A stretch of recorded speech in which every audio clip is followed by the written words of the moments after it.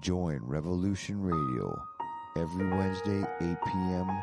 Eastern Time on Studio B for Momentary Zen with host Zen Garcia at freedomslips.com, the People Station.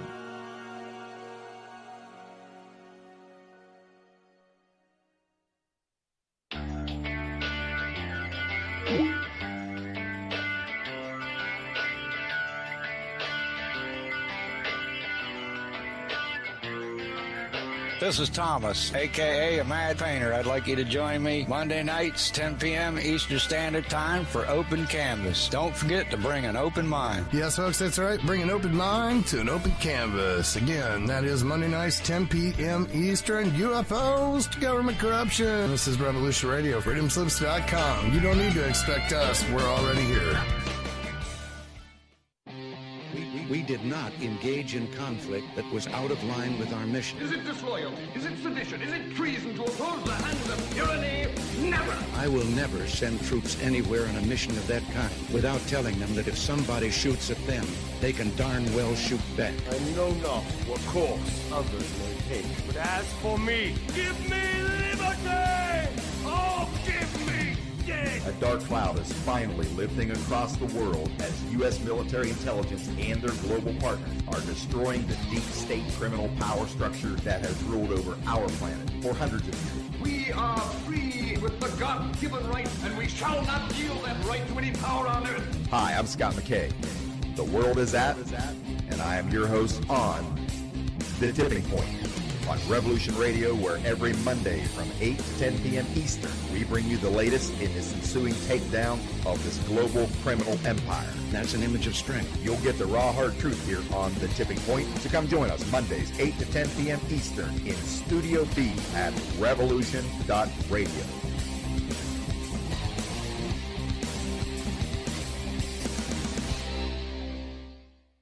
This is the people's war. It is our war. We are the fighters. Fight it then. Fight it with all that is in us. And may God defend the right. Warning! Warning! We gotta stop them! They're gonna kill us all!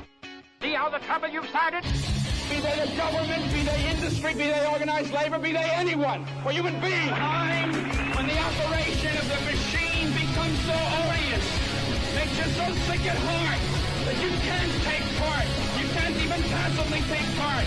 And you've got to put your bodies upon the gears and upon the wheels, upon the levers, upon all the apparatus, and you've got to make it stop. And you've got to indicate to the people who run it, to the people who own it, that unless you're free, the machine will be prevented from working at all. Revolution Radio at freedomslips.com, the #1 listener-supported talk radio station, throwing ourselves upon the gears of the machine. Revolution Radio, where information never sleeps. You called down the thunder, well now you got it. Right! You tell them I'm coming! And hell's coming with me, you hear? Hell's coming with me! Revolution Radio!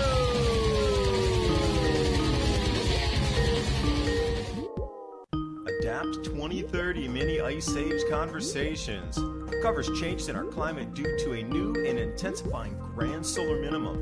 In the media, overlooking, downplaying, or burying cold weather changes occurring on our planet. This is in order to keep the global warming agenda steaming full speed ahead. I do this podcast and radio program because we need to begin conversations on how to adapt our food growing strategies long before 2030 as agricultural zones shift, affecting global crop output, but very few mainstream media outlets are talking about the most important issue of our time: cold weather crop losses. Our sun is going through a 400-year cycle, which has effects on our weather patterns as our magnetosphere weakens and the jet streams go out of flow. It's not CO2, it's not you, it's the sun. Are you ready to thrive in the grand solar minimum? Then join me for Mini Ice Age Conversations. I'm your host, David Dubine, creator of the Adapt 2030 Mini Ice Age 2015 to 2035 video series.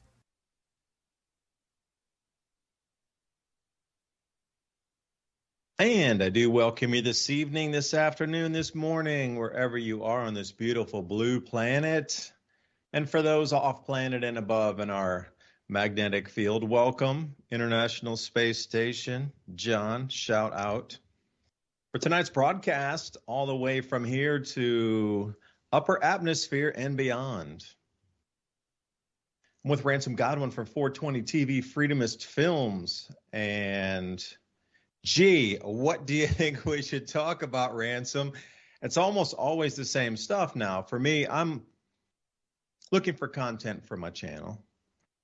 And I go through Telegram a bit, and I have, 15 channels that I look through. But I'm starting to notice that before they were very diverse, and that's why I followed them all. This was over the last, couple, 2, 3, 5 months. They're all so very diverse, and that's what I like pulling from each person's individuality. But what I find as of late, like literally in this last week, they've all started to overlap into everything is all the same stories between all of them. So I'm just wondering what went on in the way the world's being structured to get people to believe actually and, manifest and speak words about all these shortages and blockades and this and that and heaviness, man. I can't escape it. I used to go to Just a Dude to check out all the nature photos, but dude's blasting me all with these, cooking oil shortages from Indonesian rainforest and stuff. Doesn't matter now. The nature has become the story. So where does it go from here? I'm going to stay, Ransom, I'm going to stay with my first hand. So let's do super close in. Anybody listening tonight, this is a forecast for what's going to happen in the next 5 weeks on our planet with food pricing, food awareness, and how people will react when they realize there's not enough food. End of May, first week of June, they're going to go, uh-oh, we didn't plant enough corn. Scratch head, scratch, scratch, scratch. What's corn used in? Everything. Uh-oh. Yeah, that's where we're going to sit. Anyway, Ransom, thanks for joining tonight. Thanks for having me. Yeah, it seems like a global shutdown. They're trying to shut down everything. When you actually start looking through stuff, they're no longer kind of hiding what they're doing. They're talking about food crisis everywhere to get everybody's mentalities prepared for it when it hits. So like we've been saying it, I would say for the last 2 years or more, nonstop about this being the time when things start, looking bad as far as being able to go to the store and get supplies. And if you've been to any of the hardware stores, you can see that there's just this X number of increase in every single product, groceries, gas, power, etc. The money's becoming worthless. You could just see the bubble popping before our very eyes. But what's even worse about the monetary bubble popping is this food situation developing. We're all over the world, just like, COVID. They're now participating in the narrative that there's just this reason or that reason why things can't be produced. If it's wildfires, freezes, terrorism, the list goes on. I've seen it all throughout the world headlines now. I saw one of your videos, matter of fact, that went into detail about the sheer number of food processing plants and distribution centers that are burning to the ground for some weird reason. That's just what a coinky dink. I mean, I don't know how often that happens, but it's not just that. It's like grain mills too. They used to design them or they started designing them so that there wouldn't be these kind of fires, and they're kind of rare now. So to see, all these mills go up, food processing plants, it's kind of disturbing, but this is what you expect from living inside a country where the leader of said country had already told us, whether it was a Freudian slip, whether it was, on purpose, I don't know, but straight told us that hard times are coming and that we're going to have to deal with it. And they've interlinked this idea with this increasingly, widespread, intermingled global conflict happening in the Ukraine right now, because all of the different countries are picking sides, like classic history repeating itself from World War I, World War II. And you got everybody from Klaus Schwab down talking about the shutdown. This is the reset. You're living in it right now. And I think they're done with incrementalism. They're just kind of gonna, what was that they said when we went in and bombed Iraq in 2003? It was a shock and awe campaign. And I think that's what's about to happen to all the first world nations. Some of the third world nations are already feeling the effects of starvation, no food showing up, and they're panicking already. So where do things go from here? Well, you can see already that there's floods of people coming from the central latitudes, moving only in one direction, and that's north. And you see the elite moving to the south. So I don't know what that tells you. So there's a big shakeup, a big turnover happening. I know we kind of ad nauseum talk about it each week, that we're at that point in the cycle. But there's more to it than just a natural cycle going on right now. All our governments are moving their chess pieces around. There's a whole realignment about to happen, from financial to all the way to the way you get food to your dinner table. That's all coming right now. You don't have to wait anymore. It's so weird for me because, I've been telling people about chips and digital IDs and brain chips and et cetera, all of these topics that people have rolled their eyes at me and had that glazed look for the last 20 years. Now they're all like, well, yeah, I know, but you got to go to work, and, what if there's a toilet paper shortage? And, I need to keep my family safe by, adhering to the strict rules and guidelines. Meanwhile, you live in a world right now where some countries are caging people in and locking them down in preparation, in my opinion, for what's coming this fall. And it might even start in the middle of the summer, which is you've already seen like food rioting in some of the third world countries already. But I think that's going to move into Europe. There's going to be, unfortunately, a bunch of ethnic cleansing in all kinds of different directions. From Ukraine up, because everybody's choosing sides right now. Germany's decided to send in a wave of, the next level weapons. So what that tells, and of course, NATO has also declared that they are in an active state of war with Russia. So they're not pulling the plugs as far as what they're saying. But meanwhile, here in the United States, they're playing Johnny Depp and his girlfriend and who shot Nellie in the belly with the meatball. And everybody's pretty much watching that. And, because they can't handle more than one topic at a time. And some of us that, kind of maybe obsess about different topics see the way that they all intersect and connect.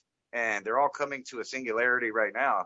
And if you don't see that, you're just not paying attention.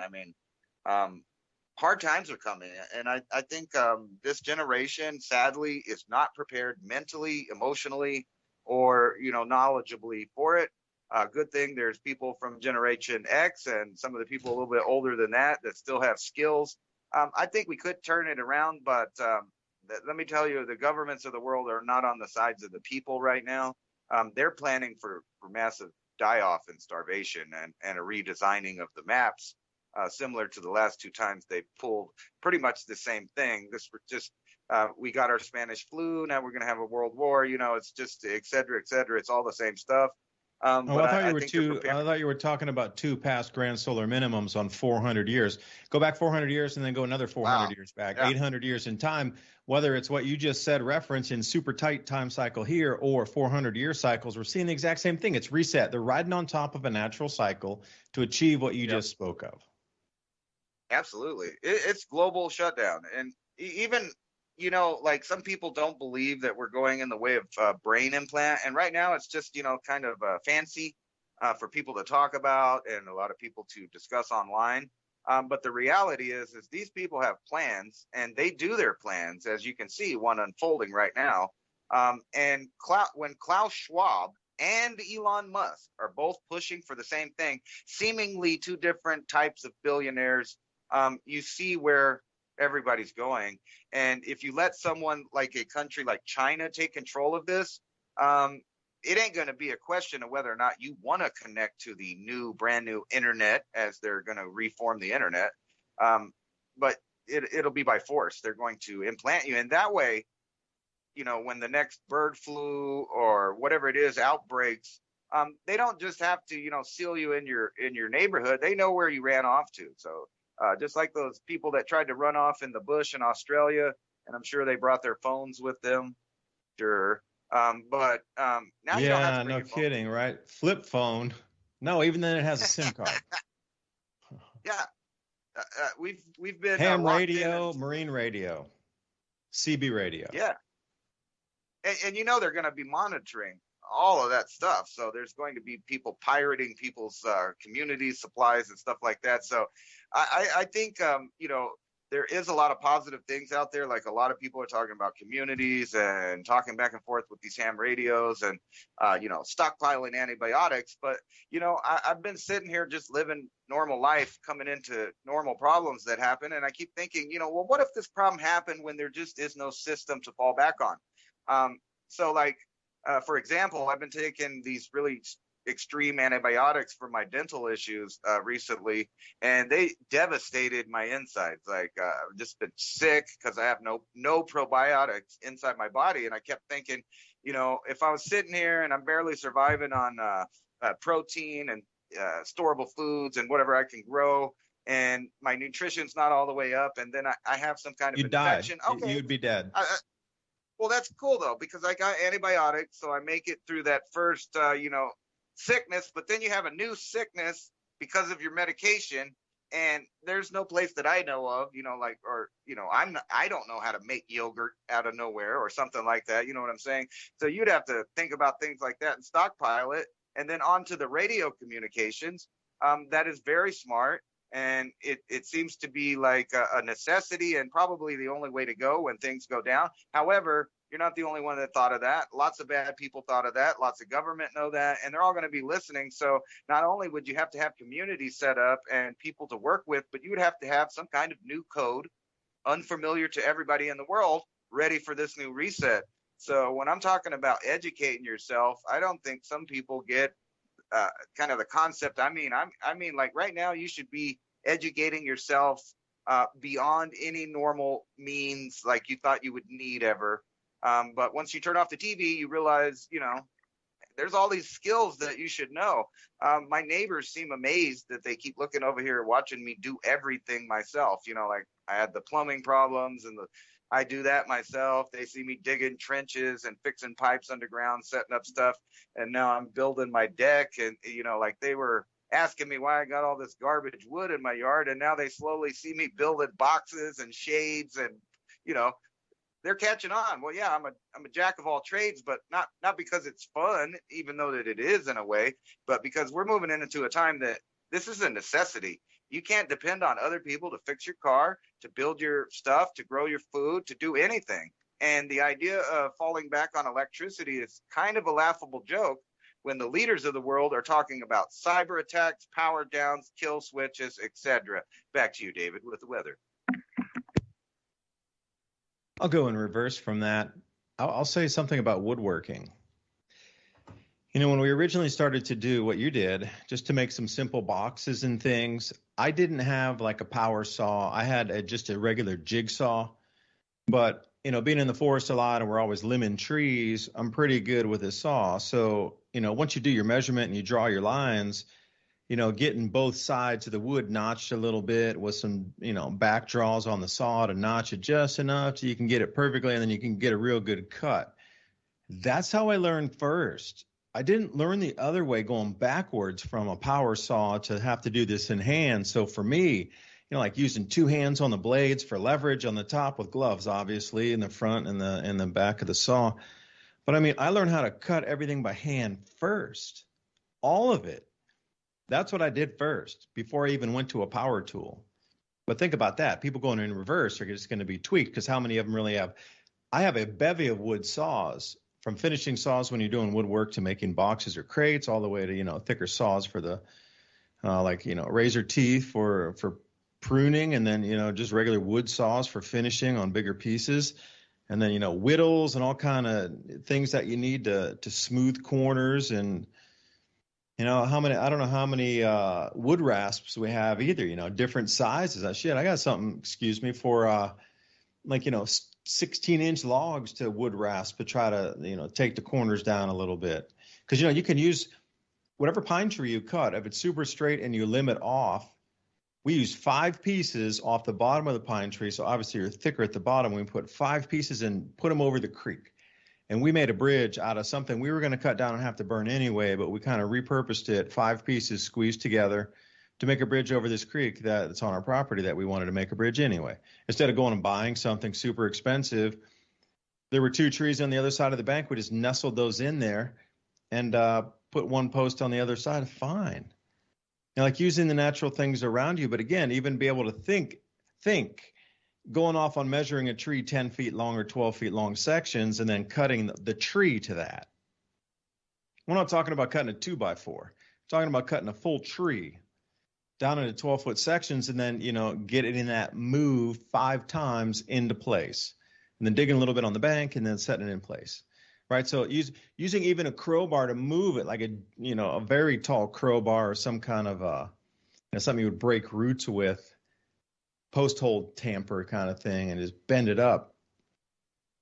A lot of muscle work in that, and not a lot of people thinking about how much physical exercise is involved. I have a farm. I've been doing this for almost 2 years now, and I still am marveled at the amount of soreness I encounter, even though we're doing it all the time, usually at least something once a day, every day. Could be 2 hours, could be 4 hours, could be a whole weekend sometimes. The point where you're like, I just need to go to bed. I can't even do a video. I can't do a podcast. I'm so tired from doing all the physical work and even people helping. So these communities that are forming, we're so thinking about the ease that it is to use power tools. Well, even for me, we had this old outhouse that was built in like 1910, hadn't been used in 40 years. The people who owned here before closed it up as a deer stand. And been closed ever since. But the craziest thing is they use this barn wood on it. And this stuff, you can't even buy it anymore. You have to go find a farmer who has a barn wood. But putting a door on it. I mean, something as simple as putting a door together and getting the hinges from scratch. I mean, literally, your extra door hinges laying around from something in a box somewhere. And then you go buy the wood and you measure that door out and put the hinges on it so it swings and slides. I mean, these kind of things, not a lot of people are really even thinking about it and doing it by hand. But the reason I say that is when we were working on putting the hinges and everything on, we had power tools. But I had to run, 200 feet of power cord out to that place. And even who has extension cords? Oh, great, I got 1 or 2. No, you need hundreds of feet of extension cords. And like number 16, where it's super thick and you can draw a lot of current down that thing. I don't know. And then I will say, Ransom, one other thing. You alluded to people being boneheads of keeping their families safe right now. Okay, what happened? They'll do anything to keep the family safe. So you mentioned that they were like wearing masks and doing all this. I got to go to work. I have to get the jabba dabba do because I got to go to work. I can't not go to work. They'll do anything to save the family. I mean, anything. And here we are coming in now when they're not going to have enough money possibly to buy food. I'm going to make a bold call here and I haven't even said this on my videos or podcasts. The first time I'm going to make the call here, Ransom. So you're sitting on history right here. I'm going to say 20% of the population is not going to be able to afford food by October of this year. And that's not globally. I'm talking about the United States. Forget globally. It'll be so far off the Richter by that point where it'll be so many street protests and so many uprisings that you can't even keep track of it because the whole entire planet's going to go off at the same time, much like very dry bamboo getting hit by a brush fire. Whoosh, it just goes at the same time. Families are going to do anything to keep their families safe. Whether it's getting a vaccine, they know that might not be safe, or wearing a mask, or kowtowing to the corporate Kool-Aid that I'll never talk about anything that's outside the narrative the company says. Can't even have a normal conversation at work because it's outside of the, this kind of drinking the Kool-Aid on the corporate end too. I mean, it goes so deep in terms of even what you can say or not say to your neighbors, because you need to have friends, and it's just what they're willing to do to save the family at every level, from grandparents to parents to the school kid, everywhere, hospitals and everything from that point up. If they're willing to go to that length to save the family now, imagine when they're starving, what they're going to do or could do. And you just heard one of my dogs out here. Oh, and one thing, I watched this crazy video today too, where they took this, before it used to be a grain of rice kind of chip that they would insert under your skin, but this one I saw was really long. It was like the size of a small Band-Aid, but then they, slit this guy's hand open and like slid it in sideways. But, I was thinking, implanting me, or do I have enough glass to implant further away from me before they get to me? I'll just leave it there. Well, yeah, they're not really targeting people like us anyway. They're targeting the people that are going to opt into the system, like you said, the people that would put on the mask, the people that are going to take their medication to keep their job. And those are the easily targeted. I'm going to say, how politely do I say it? They're being soft killed. So these are, after things have gone through phases, because we know there's going to be phases. First, there's going to be, like a mediocre phase, then it's going to get worse, then people are going to turn on each other. But during this time, there's a weird number of people dying in different categories. And I'm not going to say why. I'll leave that up to people to do their own research on why that's happening. But like even millennials, 83% increase in deaths all of a sudden in the last 2 years. So there's a lot of people that are being taken out of the equation right now. And when things get rough, those other people that have the other medications to keep them alive, like just pick diabetics, power goes out, they're gone in 2 weeks. I mean, I hate to say that, unless you live in a cold area, just gone. Not to mention the supply chain not getting to where you need to be. Your medication needs to be refrigerated and all these other things. And most people from day to day are not thinking about that. I know there's some smart people out there that have already thought about these scenarios because it's their life on the line. But all of this really is your life on the line. When things go tits up, you need a plan, some kind of plan, and common sense starts it. So that things are going to get rough as far as wandering people and people taking resources. And another good thing about using older, what other people, like I was giving an example, my neighbors thought I had big piles of trash. Now that it's all cleaned up, they realize I have a big stack of 2x4s, a big stack of 2x6s, and 1x, like I have all these different kind of woods, and I've separated. Hey, wait, they're looking at you going, this guy's super rich. Damn, how did he buy so much lumber? He must be a millionaire. Yeah, well, they're tripping now. I mean, I'm trying to tell them, like the neighbor, no, that's that pile of trash you guys were mad that you said was back there that you were mad about. And I'm building stuff, and it looks like it's used wood, so it's not like a real target for people thinking, too much that I have money, because it's all old wood and stuff. But think about if you live in the nicer areas, suburban areas.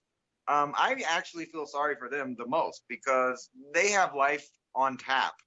There's a store nearby, there's a service nearby, and then recently they've acclimated people more to the AI system by these meal delivery things, and then you got DoorDash and those kind of things for the fast food. But a lot of people are now just getting their food through the mail. And these are the people that are opting into the system, and the survivors of this are going to be a little bit different than the other group of human beings that have been rejecting the transhumanism, even if they don't know that that's what they're doing when they're growing their own food, whenever they're, opting out of what's going on with all of the social medias and stuff.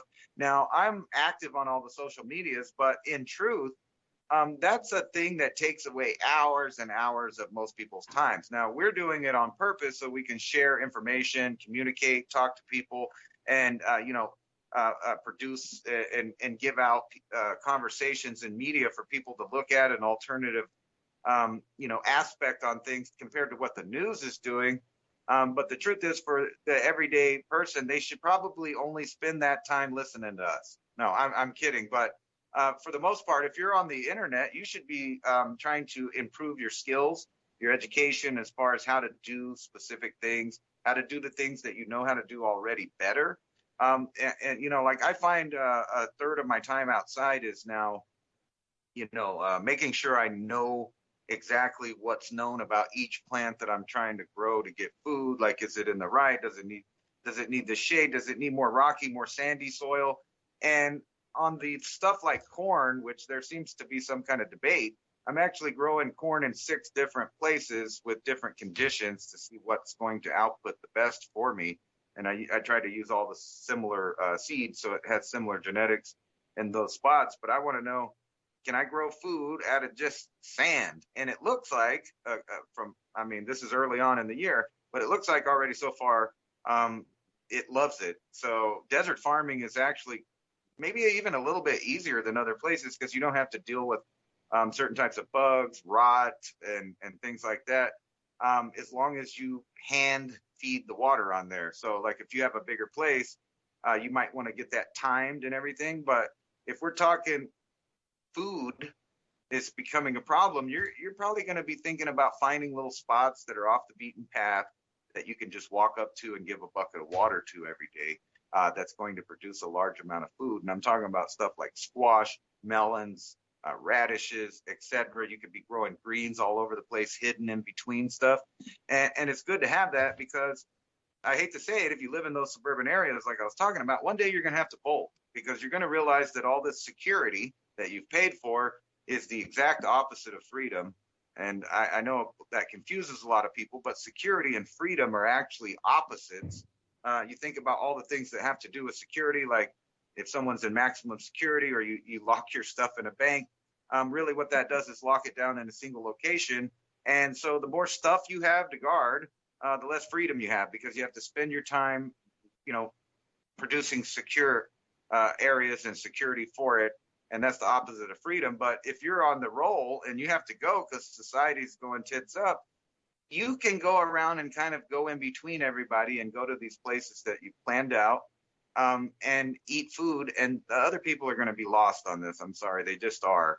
They're going to be raiding your refrigerator and your freezers in your house, and those become prisons when things go bad here. So I'm really curious to know how this is going to turn out because they prepared us for it here in the United States for 40 plus years with disaster movie after disaster movie. I mean, that's the main common theme of the programming, if you want to call it that they've given the public. They've moved on to zombies in the last decade, and that's just, a dehumanization of the masses of starving people that want to eat. And think about the psychology behind that and the fact that so many people have jumped on board with that fad of zombies and watching the zombies and all of that stuff, not knowing that right around them, that exact scenario is being created for them by people like Klaus Schwab and Bill Gates and George Soros and a handful of other people that we'll never know the names of because they own the money systems. Yeah, how to stop the controlled demolition, okay, so we see it all happening, and now it's so obvious that what's happening. It's so obvious now that it's not, you can't know, right? And it's been going on for like 2 years. So if you haven't gotten it by now, and now suddenly, the COVID was take out all the small businesses because those were the ones that would continue to trade amongst each other. The payment to the producer, to the buyer, to the transport could have all been local, like in East Tennessee. You kidding me? And then you get it down to the border of Georgia and all of northern Georgia having its own integrated, very small regional, continue to pay, continue to function, that's all small business. Now it's only corporate business that's left. And for some reason, they have chosen to stop most everything on deliveries and all the fires in the warehouses and the fires in the food processing plants. So we know it's here, and then, okay, I want to stop it. So how do you stop this controlled demolition? How do you get from the buyer to the seller so we can still continue to import? And are there individuals that own vessels and ships that would work within an integrated, smaller regional community trading? Or is it only multinationals like Maersk or Evergreen that are left that can, bring ships across the ocean.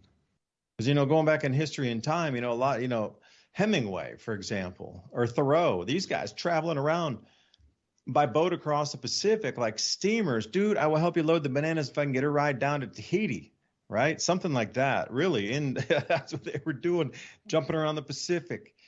Just steamers, merchant steamers, very small crews, like 10 people on that, running regional areas. And then it got to, what we see now, these multinationals running across oceans, everything's containerized. I went down to Myanmar when I was working there buying coffee, and I was so enthralled and so just mesmerized by down on the docks. Everything was done by hand. There were not even cranes or anything there. You were getting paid by the load that you brought off the boat, and most of it was 50-pound bags of whatever crop. And the men that were carrying this would get a colored stick, and there was a guy waiting there every time, yellow stick, red stick, blue stick, whatever. Then they would notch one down for the name behind it. And they got paid on how many bags they unloaded off the vessels running down off of Yangon. It was the most amazing. I felt like I'd been dropped back to 1950, late 1940s, early 1950s, going there. It was just as it opened up in 2012.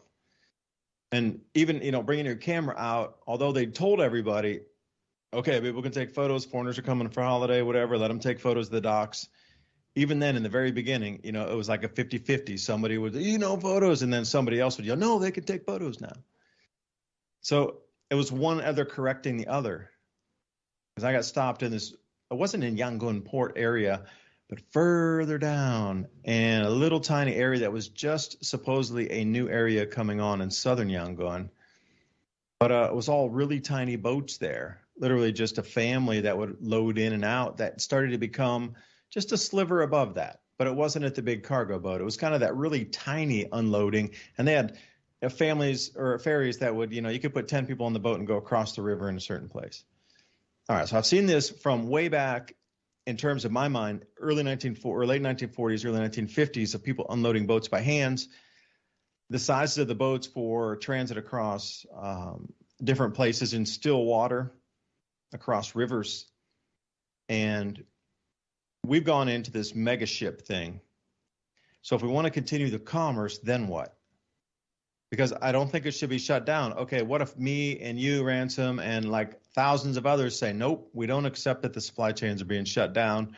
We're going to make sure that the goods get here through trader A to trader B, and then bringing in the payment system, the transport as well, all under non-centralized control. And I really believe that's kind of the direction it needs to go. But I just, it's so obvious that everything's shut down. And here, I'll spit you a headline before I can, I'd like your thought on this one too here, Ransom. This is from RT. Oh, Russian television. Oh, no. Yeah, I still watch them because they have great news about grain shortages across Europe. It's one of the best sources, by the way. So here's the headline. Bread prices in Poland could quadruple, former foreign minister. Wheat prices are already near historic highs. They eclipsed historic highs. Now they're back down a little bit. And now they're looking at disruptions coming in through the planting season. And, they even reference here that German Farmers Association has warned that bread could soon cost 10 euro from $2 or from 2.40 or 10 zlots. So that was $2.40. 10 zlot in Poland turns into $2.40. So 4x on that. Yeah, you're looking right at around $10. And the ordinary loaf of bread is just 1 pound. So think about that for a second. What they're telling you off the foreign minister in Poland, the former foreign minister, see, he is not bound by all these don't talk things any longer. He can speak freely. But for him to say a 1 pound loaf of bread is now going to cost you 10 euro, not $10. Euro is a little more valuable than the dollar. 10 euro per 1 pound loaf. Well, what's that saying about the future of food here in the countries over there? They're going to have the most massive inflation, massive non-payment, massive food shortages. Who can buy bread that's $10 a loaf? Really? Back to you, Ransom. Yeah, that's another indication that they're trying to pull a World War II style situation in Europe. Those are the same type of things. Yeah, those are the same type of things. Everybody was starving out, and they used the war as a reason. And it's funny that Poland and Germany and those other countries are now adding weapons to the situation. So, I'm not rooting for Russia or nothing, but if I was Russia and I saw this going on, I might be saying things like their people are saying, like, you've declared war on us, so don't be surprised if it turns nuclear. And I think they already have a deal, like I said, for a small exchange. I'm just expecting China to be involved in it. It's kind of right away obvious that they're shatter belting Europe. And that's why I said that in the next year or two. Well, what do you mean by shatter belting? Can I get that term? I'm not familiar with shatter belting. Well, shatter belt is like the area from the Black Sea, up kind of towards Poland, where all the ethnicities live together in different countries, and that's why the countries keep reforming. And the reason, this is what I was taught in geography, is that they call that the shatter belt region because that's where the world wars start, because people start picking sides to conflicts, and it starts shattering the map where new lines are drawn. Was the explanation given to me. But then, when I studied into history further, I realized that there was already a plan for that, prior to World War II, all the way back in World War I. It's the League of Nations, the United Nations. They want the one world government. And that's the phase we're in right now is the Great Reset. They timed it just right, it seems to me, to prepare the world for the right situation. So, hold on a second, my man. It's the cycle. We're right at the grand solar minimum, entry into the cycle. It's the most devastating and tumultuous, upsetting entering into the cycle because things have been stable for 150 years of planting and harvesting dates, and now that's completely out of kilter, so the economy won't follow because food is the value of a nation. Sorry to interrupt. No, that's absolutely. I kind of picture there's some little dude in a secret room somewhere, or several of them actually, and they got their little scrolls and they're looking on the cycles, how they overlap, and they're like, yep, it's time to put out the pandemic, it's time to put out this war over here, go ahead, let's move, it's the right date, it's the right time, because they're all into that gematria. A lot of them are still worshiping, or at least they want the public to think they're worshiping olden gods, like from pre-Diluvian times. So that puts all these cycles. And I thought it was ironic that they just uncovered in Egypt an old temple to Zeus, and they're prominently displaying that to everywhere.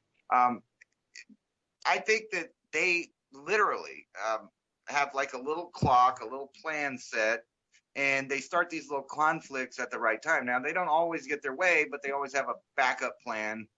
And I think that's what's going on right now is you're going to see European countries start picking sides. And that's exactly what we're seeing right now. It's going to be East versus West kind of. But then people are going to start realizing that there's a bunch of fake things going on and they're going to be upset. And, you were talking about getting around that. And that's some of the same things that start happening right before World War II is the black market and new distribution setup of goods. We had that here during Prohibition. They set up a giant black market right before World War II, right before everything was, kind of in havoc as far as resources. And then we had big boom after World War II. They let everybody have a little bit of good times and build their infrastructure. That's the phase we're at. They built it. They knew that this would be, now they're pulling the plug. That's why they call it a reset. And these people that run these things, they don't accidentally call anything ever on accident a term that they give you. So just like 9/11 was no accident that they got everyone used to the idea in America of an emergency being associated with 9/11 or 911. And then, we have an event on 9/11. But, kind of back to the food shortages. Like I said, if you've been watching any television in the past 10 years, you'd realize that zombies are like number one. You got The Walking Dead, et cetera, et cetera. And that's the scenario that they really wanted to push in the back of people's subconscious minds because we're entering that right now. That's millions of hungry, desperate people basically trying to eat the substance out of whatever you have. And that's the depiction. And, to connect this to reality if someone wants to Google search U.S. Special Operations, Army, Marines, etc., practice killing zombies. Now, why do they practice killing zombies? Well, it's so that the public wouldn't get upset that they're practicing shooting civilians in some kind of upset or turmoil, and they want the troops to be able to pull the trigger. And subconsciously, they train for this. They're just zombies. They're not people. And if you watch some of the videos from that have exposed this, the zombies happen to be wearing, overalls and John Deere hats and American flags. And, who does that really depict, though? That's just the everyday average schmo in America is who they're actually practicing on. And this has been working up for a long time. You can go back, I would think, and you can start really paying attention in 2001 when they set up the Homeland Security. Then after that, another key component of what's going on right now was Obama's rewriting of the National Defense Authorization Act, in which he allowed the government to seize control of anyone's property, anyone's cars, houses, fields, farms, supplies, etc., under the guise of a national emergency involving a SARS-like epidemic. If you don't believe me, go back, check that out. Because I know that the CNN doesn't like the term "do your own research," and that really scares them, because when you do, you start thinking for yourself. BYOB has been placed with DYOW. Or no, DYOR. See, I've already brought the bottle with me. I'm misspelling already. DYOR. Yeah, think about, I'll challenge everybody out there to take your safety iron with you at all times, whether you're sitting at your desk, you're sitting at the dinner table, you're sitting watching a movie, you're in your car, you're on your property. I challenge everybody there to take your safety iron with you at all places. You'll find it more difficult than you thought, but back in the 1800s, you did not even go to the shower without it. That's kind of the world we're moving back into. And I do agree that, look at the emaciated people, and if they weren't able to take baths or wash their clothes for a week on end, you would get exactly what you would consider a zombie. Imagine if you don't brush your teeth for 2 weeks and you're hungry and you got kids with you that are way hungry and making, imagine a husband and wife stuck with 2 kids with no or very little food for 2 weeks and trying to move from point A to point B. What would result in that is exactly what those pictures are of zombies that would come wandering onto your property. So I could see where it goes because, just even a week, I would even say a week of no teeth, wearing the same clothes, living outside. If you couldn't find water, but maybe once or twice in that, it would probably be dirty water from some kind of contaminated stream in town somewhere. Or, we got a lot of clean water out here, but that's what you would look like. You for sure would have that appearance of a zombie. So I'm going to come back to another headline here. And as of RT again, it was linked to the last story. Grain deficit looming for EU. So they understand the Russian and the Ukrainian exports of grain to the EU. And that's everything. They're talking about corn and wheat and also sunflower oil too. So here, let me read this to you. This is from the Greece Deputy Foreign Minister. Brace for a grain deficit. Or you could change the word deficit to shortage. They're using limit of 2, and they've changed it to rationing. So why not use deficit and change it to rationing or shortage too? All these words are usable. Look at the thesaurus. You could probably interplay and intertangle all these words. And see, since I'm looking for these words and I follow these news stories that specifically more targeted toward food, I'm seeing the interlooping of deficit, limit of 2, rationing, and, just shortages is what these, 3 or 4 words keep circulating. And what I've noticed, though, in this last week or so is the word rationing has overtaken almost all other words. They were playing juggling fireballs here, 4 or 5 words, sort of same, deficit, so let's juggle on the beach, man. And suddenly they just threw them all away and caught one. It's called rationing. And this is the one that seems to be blazing through the news a lot right now. So what the Greek Deputy Foreign Minister said was, This shortage could mean, in quotes, firstly, a significant increase in prices. Okay, is that doubling, tripling, quadrupling? 4x? Not sure. Secondly, it could mean that we will see unrest in the wider region, and especially North Africa and Middle East, because those countries are so close that those secondary producer regions, especially Ukraine, fed directly to them. And we talk about, again, what I mentioned, Myanmar, small kind of ships in comparison to what you would see on the ocean with, 1,000 containers on a ship. We're talking about a boat that would bring like maybe 20 to 50 tons of grain into a small port. I mean, really like a small port, compared to something that could go across the ocean with, well, what's some of that tare weight that they're looking at? Instead of, 50 tons or something, they're looking at like 5,000 or 25,000 tons moving across, even more, some at 50,000 tons moving across the ocean, compared to somebody who's running Adriatic Sea or coming out of across Turkey there. That's nothing. 50 tons on a run. That's a lot of food. Don't get me wrong. 50 tons. Are you kidding me? That's so much food. You have no idea, really. You can't even envision until you see an open on the vessels where they were loading by hand. I could go up there and walk. There's no restrictions where you can walk. I walked down there onto the ship, asked the captain if I could board. I said, "Excuse me, I'm down here. I'm taking some photos. I wanted to watch the guys. This great vessel. Can I see it? I love the anchor over there. Can I check out your rope on the anchor?" Because I was super interested, because they're still using like rope, like twined, rope. But I mean, it's thick. You've never seen any of this, like a tree thick, tree trunk thickness of this. Some guys did have, metal anchors on the chains, but a lot of it was still what you consider rope anchors. I'm telling you, it was the size of a tree, small tree, the thickness of it. Get on there, take a look, and they had the open cargo holds.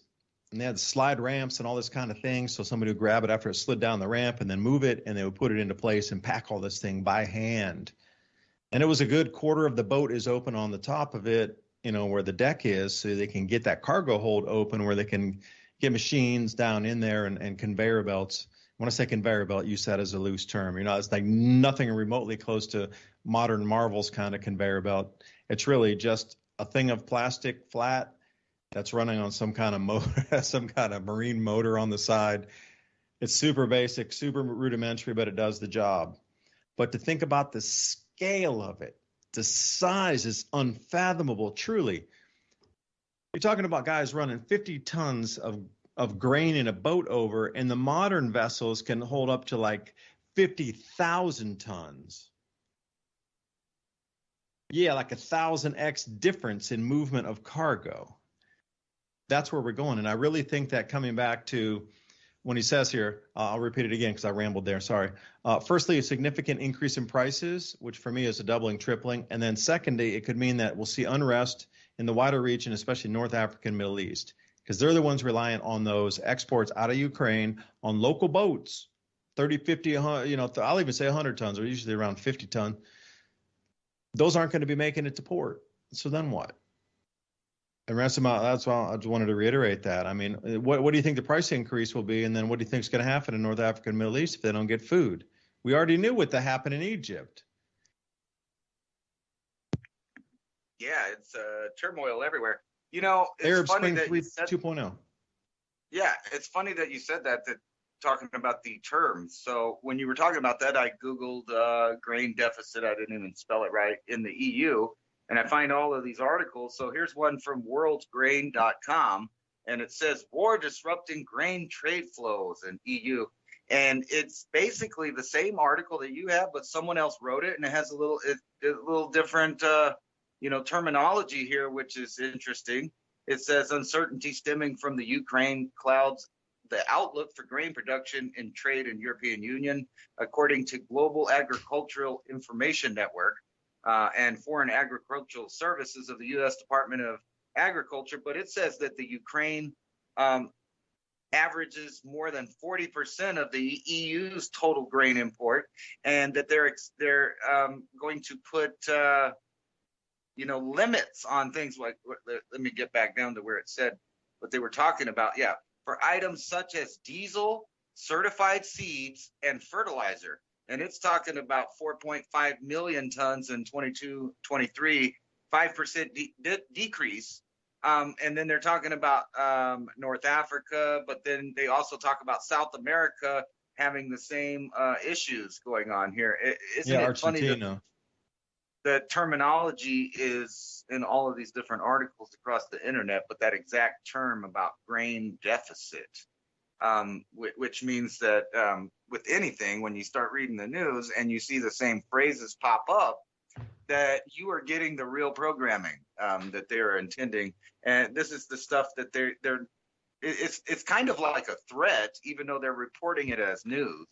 But yeah, they're talking about all of these areas, which if you start connecting these dots, you couldn't say with the straight face that they're not talking about a worldwide decrease in the consumption or the availability of goods and services involved with eating food. And people in the U.S. are, I think, in my opinion, are in for a rude awakening. A lot of people that are so used to the just-in-time style box food diet that a lot of people eat. Like, it's really funny because I could drive downtown right now, and Walmart will still be having some last-minute shoppers and stuff like that because they close early now here. But if you drive up and down the fast food strip, you will see that they are backed up where they can barely get the cars in there. There are so many people that live on that diet. And, I'm sad to say that, guess what? They're going to limit your menu. And it goes back to that word. The other word that they're using is ration. They're going to be rationing fast food, and you'll start to see that. And if I believe I'm correct, which I think I am, a few years ago, right at the beginning of the pandemic, you remember that Taco Bell, Wendy's, and some of the other ones not only cut their hours, but they reduced their menu. And guess what? Their menu hasn't grown since that time. So the next time around when they cut their menu again, you're going to start noticing less and less pictures up there, less and less choices. But then that also equates to the grocery store where you see less and less choices of items and combinations of foods that you could bring home to your family and cook. This is going to be slowly happening over this summer, I think. And talk about an October surprise. I think everybody's going to be realizing that everybody's really close to the verge of financial ruin by design, and people are going to be mad. And if you haven't noticed, just kind of like I predicted a couple weeks ago, all of the top people in every business just about are getting sick, and they're dropping out, or they're retiring, or they're not running again, which is going to leave the world with a whole new group of characters that they know nothing about to transition us into the really hard times. And it's going to happen fast. I'm picturing a lot of gulag situations throughout Europe and the United States, actually, when the crime starts going up. Most of the states in the U.S. are letting prisoners out, which is another clear sign, if you know history, that things are about to go down, because that's just one of those little things that happen right before societies collapse. And then back to what you're talking about the cycles, aren't we in a societal collapse cycle right now? Like if you looked back all the way back to Neanderthals, we're in that type of cycle. Yeah, we are. The Earth's magnetic field shifting so much now that the perception of reality has changed for most on the planet. Now, the speed of the indoctrination and the narratives making their way through the airwaves has also sped up. I would challenge everybody out there to think about how fast the news moved prior to COVID in, say, 2018, into how fast the distractions are now. It's the next one, literally every couple hours. So when you say grain deficits, are you talking about which grain? We're going to come back and talk about what's going to get expensive first and what's going to become unavailable first based on the grains that are being cut off at the moment. See 2 and 2, Big Fine, Ransom Godwin.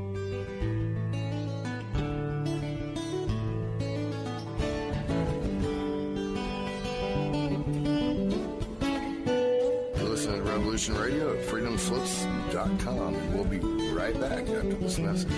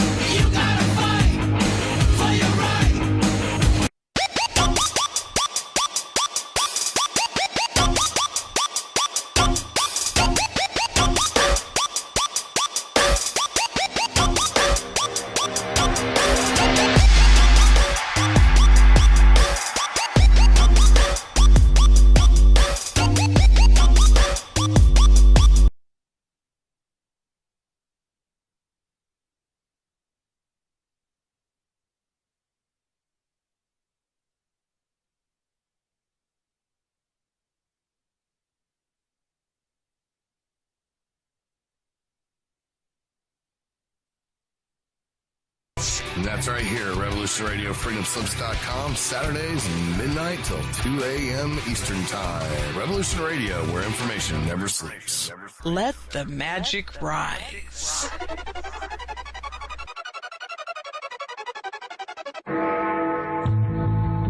Galactic Interstellar Council on Revolution Radio, Studio A, Fridays at 2 p.m. Eastern. Join us as we traverse the starseed paradigm, as expressed in the time-space continuum that we know as the divine expression of love and light. Integrating this conscious unity into the galactic paradigm. So welcome all, both terrestrial beings and galactic beings as one. So be it. You're listening to Revolution Radio.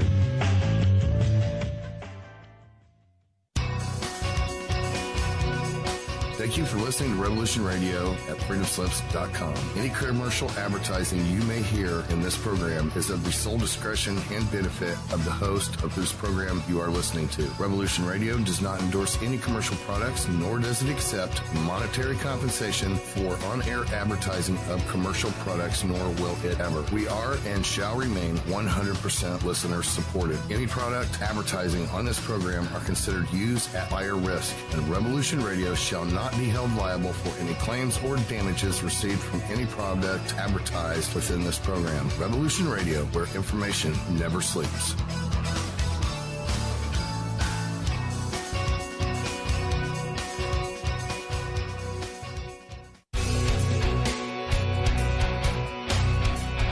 All right, thanks for listening while we took that short break here at Revolution Radio, freedomslips.com.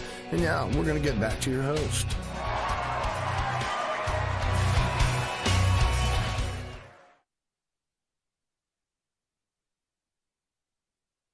And welcome back for the second hour of Mini Ice Age Conversation Podcast. I'm your host, David Dubine, with Ransom Godwin, 420 TV Freedomist Films. We can see the food shortages everywhere, but who's ready to adapt to that? I'm looking at how to eat cattails, because right now it is cattail season. And anywhere you have water. Now, Ransom, I know you're on the desert, so this would apply more for places like myself, that have ponds and areas that are creek that sort of sink off somewhere that might have a little bit of lowland. Cattails will start growing there. You know, there was the dead nettle season, which is a part of the mint plant, helps with itching. And that's what the Native American Indians, we Cherokee around here before, would use dead nettle and make a tincture or a salve out of it to stop itching, like an antihistamine would today from a drugstore, but they were using a natural plant. So think about the things that you can find around you. You know, Ransom and I earlier were talking about the traditional supply chain starting to be shut down. It's like the switches are being turned off, and we can all see it. So the switch will be turned off on here, and that'll cause this bottleneck here. And even though it's bottleneck, that switch will be turned off, and it'll create another shortage. Okay, so it's all planned out. It's like a Rubik's Cube of shortages that'll end up with, an end goal there. So with centralized supply chains being more constricted and shut down by the minute and day, then what can you forage? Knowing your local farmer is one thing, and knowing how to grow your own food is quite another. But there's also the trifecta happening here of things you can find right now to eat. Because myself, last week, we ate plantain and also clover and the dandelions. But I don't spray anything out here, so everything's totally clean. And I mean, as far as you go, miles down the road in each direction, everybody's just small farms that they don't spray.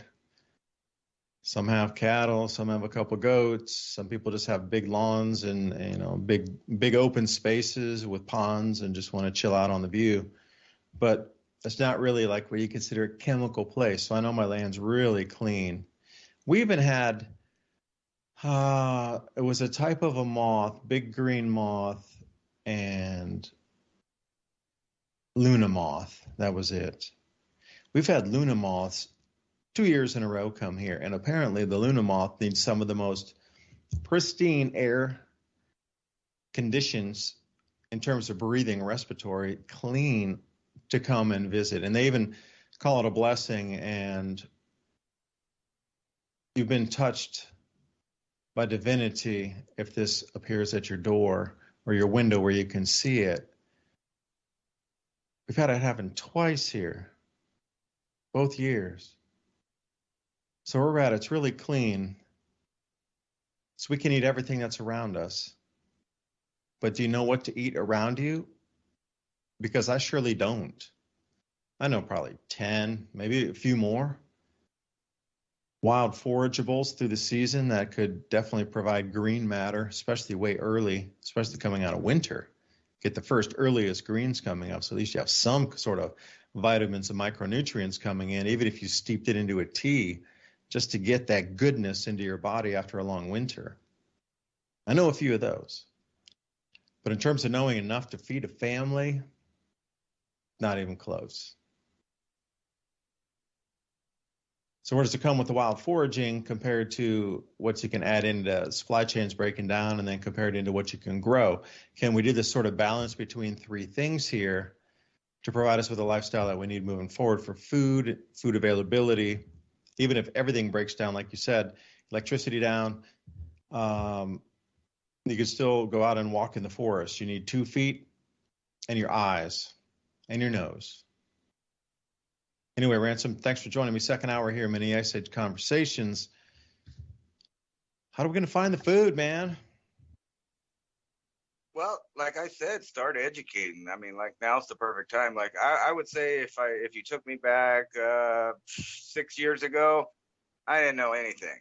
I did, but not really, not enough to trust it, and find out. And I thought I knew this or that, but I decided that I need to know things for a fact for myself.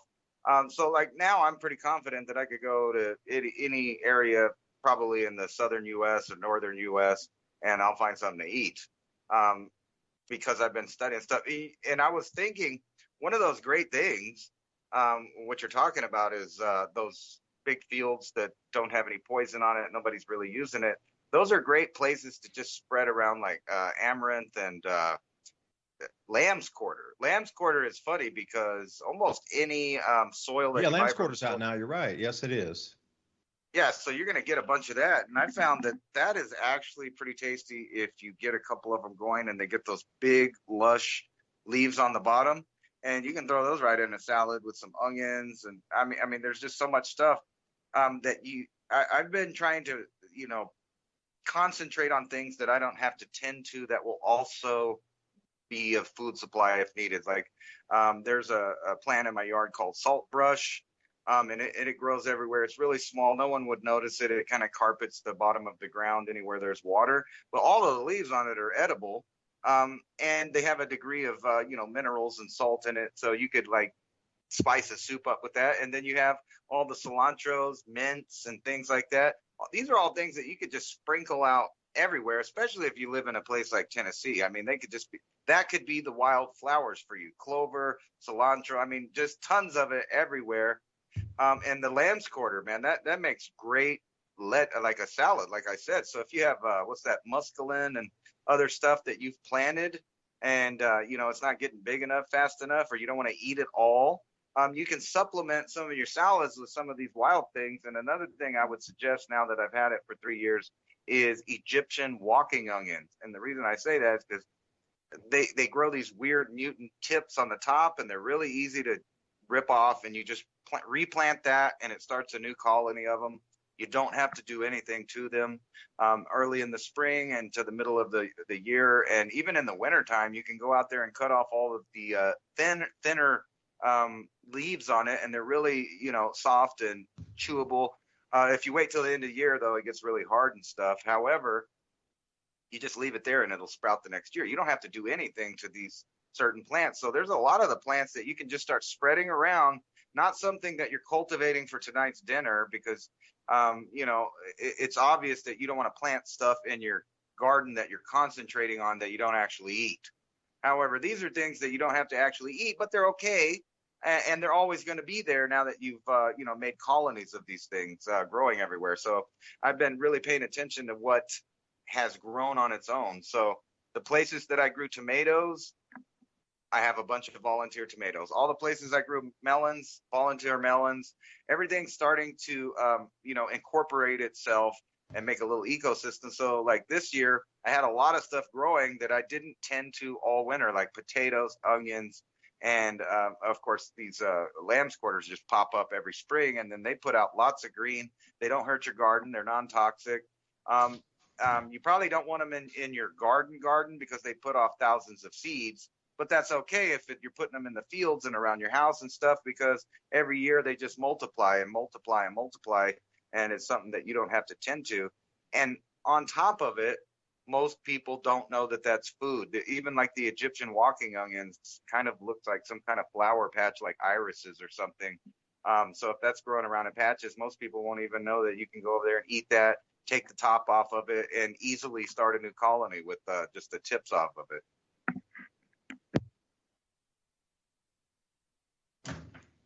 I like clover.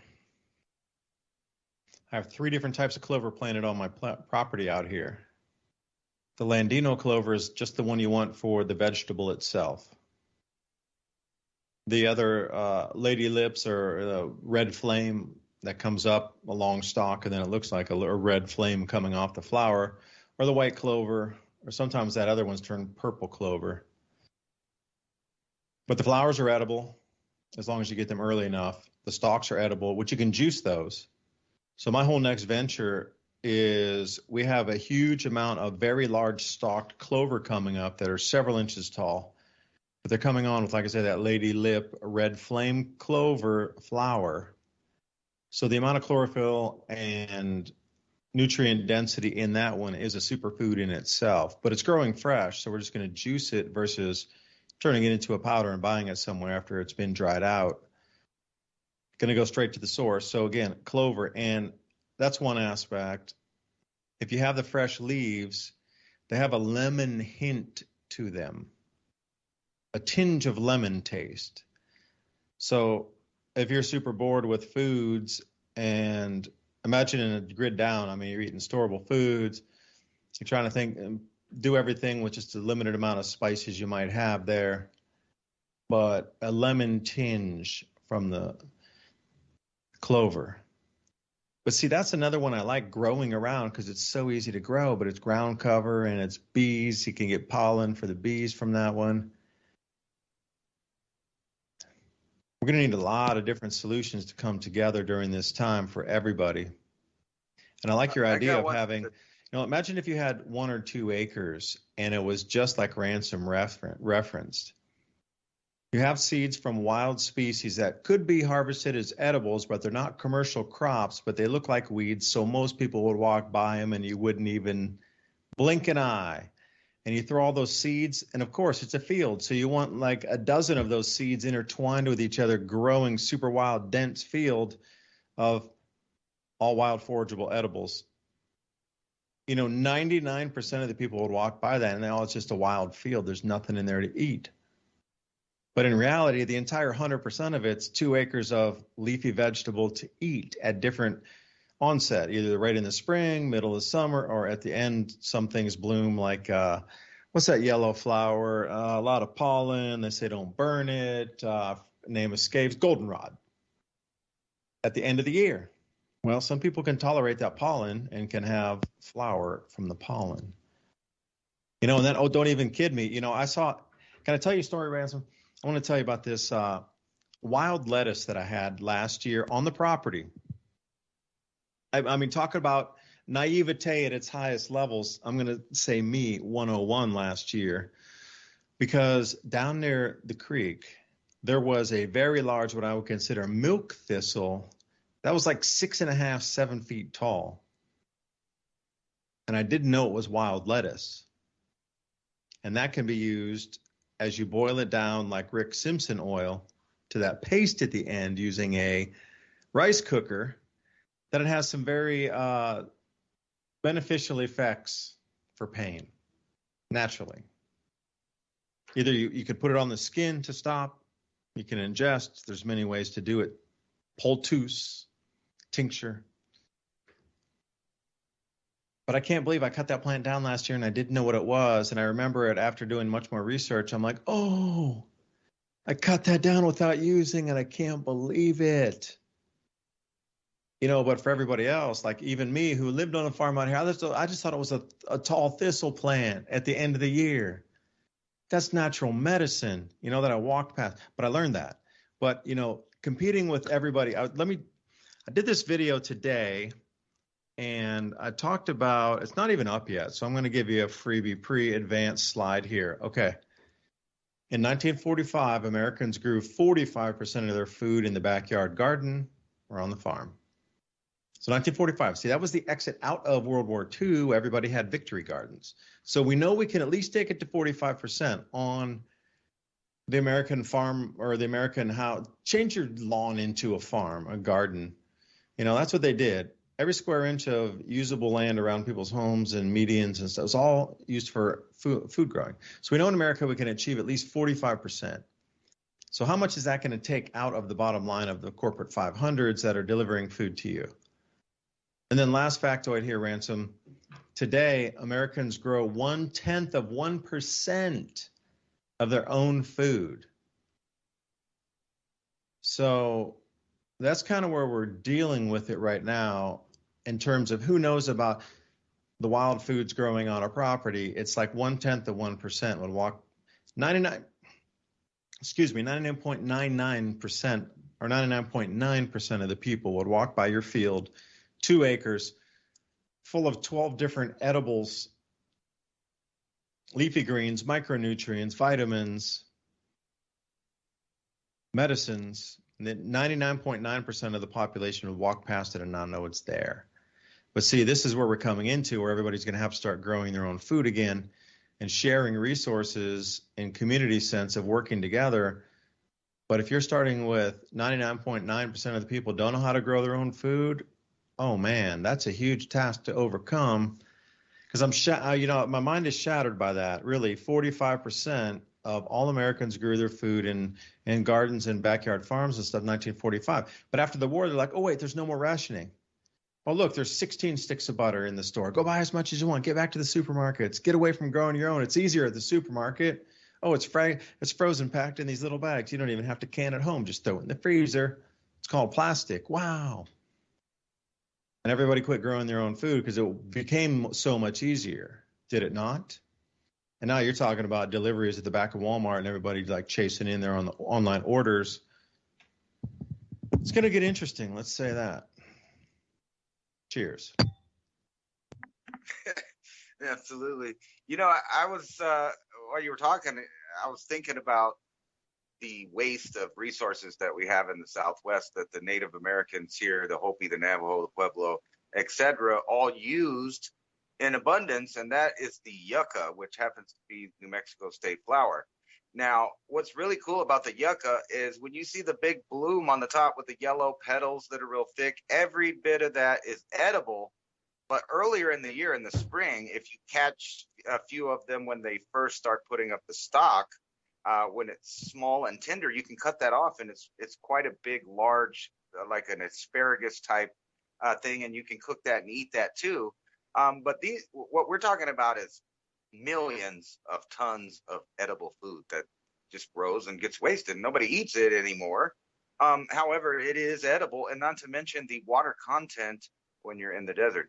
Another added benefit if you farm in the desert to grow yuccas is if you can get them to start, they grow relatively fast, and then they make shade for your other plants that you're trying to farm. So you can have natural shade growing with an edible plant to protect your edible plants.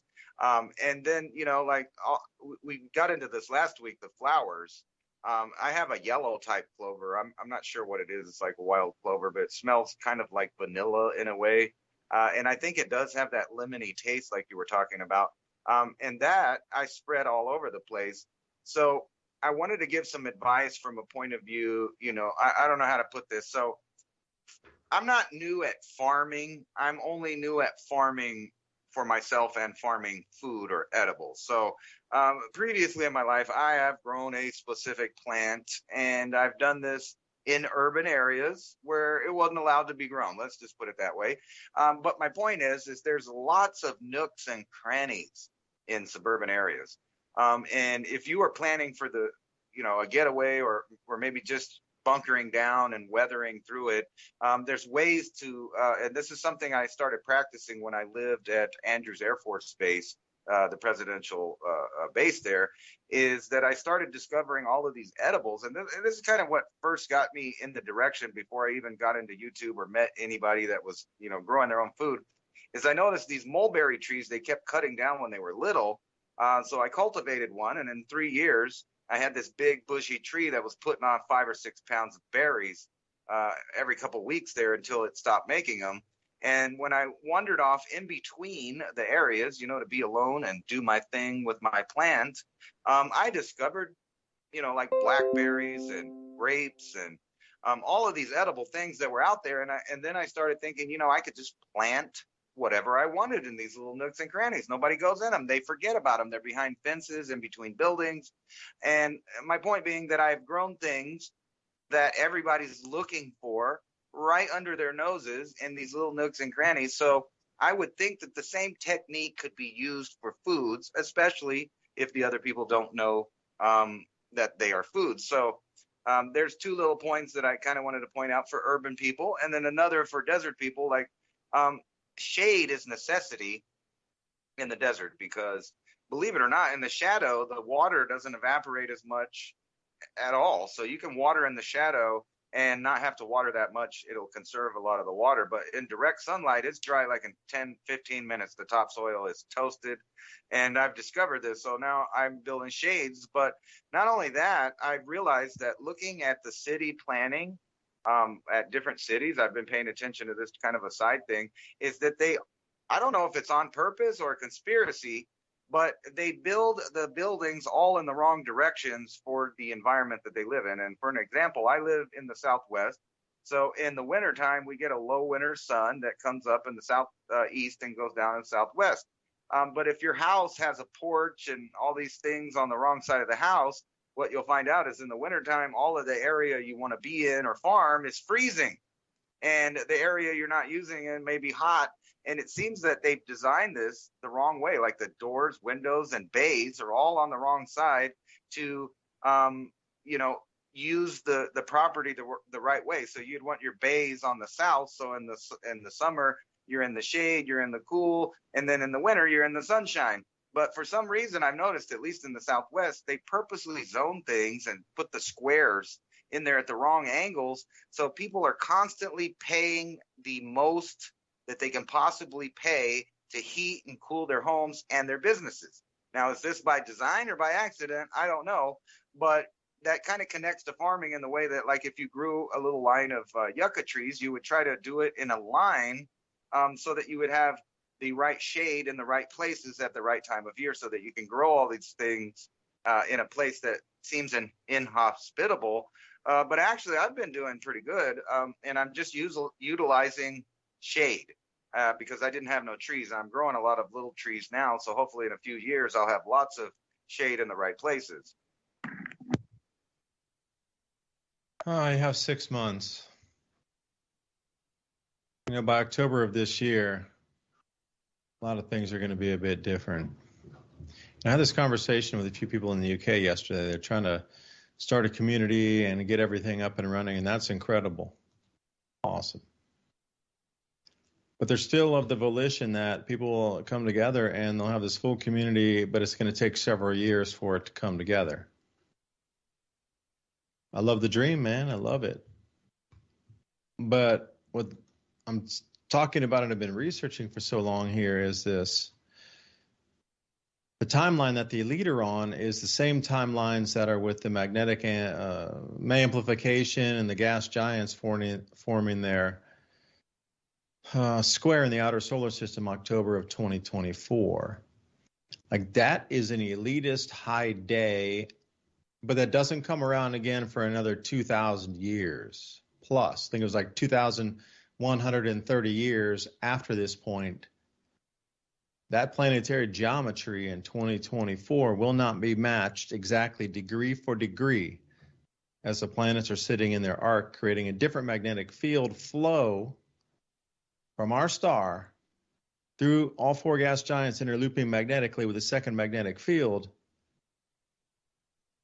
And these two toroid magnetic fields overlooping on Earth in 2024 October, it's celestial dates. See, the electromagnetism is flowing through the planets. Think of a planet as a wire or a circuit that turns on when it gets close to another one.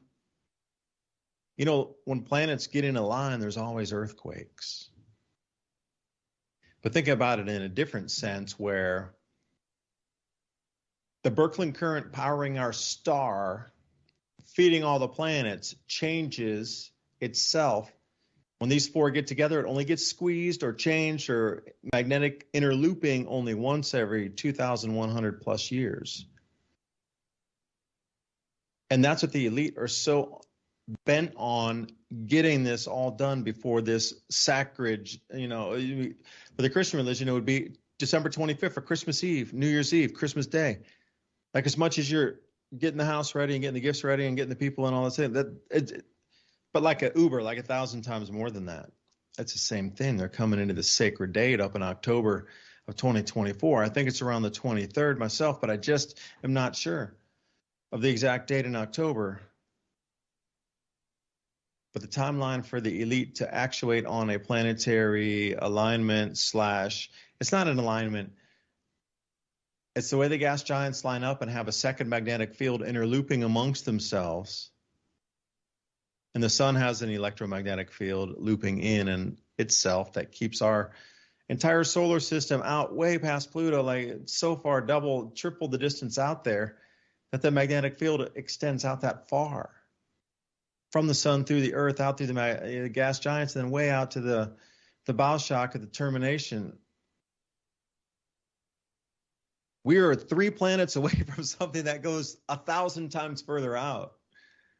It's just unfathomable, really thinking about how we're so affected by the sun. But then add a second magnetic field in here that's going to be looping as a torus wave. Think about it as 2 looping toroid magnetic fields. And like the Anunnaki always talked about, they traveled from the outer planets inward. So when they were counting the planets, the third planet was not Earth. You come back in, Pluto, Neptune, Uranus, Saturn, Jupiter, Mars, and then the Earth. Go backwards for a second. So if the 4 gas giants are lining up and having their own second magnetic field, we as the Earth are only 2 planets away from that second magnetic field. Not 3, the sun's the third one. We're coming just the next planet out, Jupiter, toying in with the other magnetic fields, creating its own stronger unified field just for a very short time in his, like such a blip. It could be registered in a glacial record somewhere as just a little line, but it's really just years that this happens. And it seems to set everything else in motion after that. So as we come into these 2 years up until October of 2024, and then as they exit out of the field in 2025, an entirely new way to view what we consider waking reality around us will have transformed and set at that point the perception of the human mind on what is considered control over it for the next 2,000 years. So you can see where the leader trying to take it at the moment. They want to have total control as we move through this magnetic field. Now, see, here's the thing. I don't exactly know what it's going to do to the brain of the human and allow it to see different, I don't know, colors. I had somebody tell me it was earlier this morning, that there was a crazy person walking down the street that's known to walk their neighborhood sometimes like a crazy person that talks to people that can't be seen, but this person's very intuitive. It's like, no, there's 2 demons walking next to it. Or was it 1 demon? And that's who it's talking to. This guy is talking to it. But the perceptual reality of actually seeing into that veil is really increasing at the moment. So as we come through, it's going to exponentially increase. So that's the reason for all the exponential increase in all the distractions and events, disruptions. Because the more this magnetic field intensifies to allow humanity to see through the veil, the more the distractions are going to come from the elite to distract you from seeing that. So what would we enter the next phase? Of course, it's going to be and never ending intensification of that rumors of war thing over there. Because so biblical reference, rumors of war, okay, over there.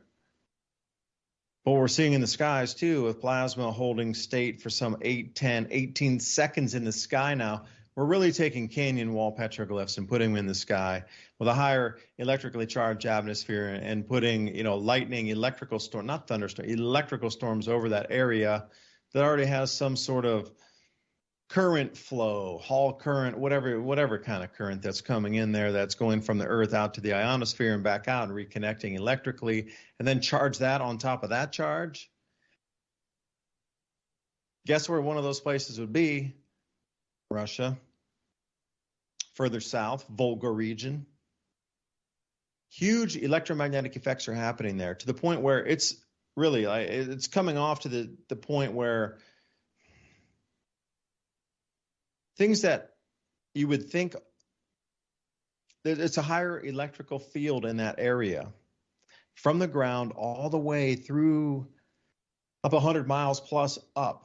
And that's already amplifying. And we're starting to find a few of these places, which gives some sort of references, like why are these sacred spots? So they could see the Earth's geology glowing, whatever it was. Think about iron, or think about copper, or tin, or aluminum, or molybdenum, or whatever you want to, whatever your element, gold, silver. A new electromagnetic field, really intense, is going to make those metals glow or vibrate. Forget about just the surface of the crust in a human. Think about what's happening to the metals in the earth with a new electromagnetic field on them. And then you on the crust, okay, walk around barefoot, please, and see the change. Because this change that's here is far more than just about food and a change of lexicon. It's truly about a change in the human species. It's far beyond any of these little tiny narratives we're seeing here. It's like the birth of a new humanity coming with a new electromagnetic field. Now, if we were in gratitude and thanks and celebration during this time,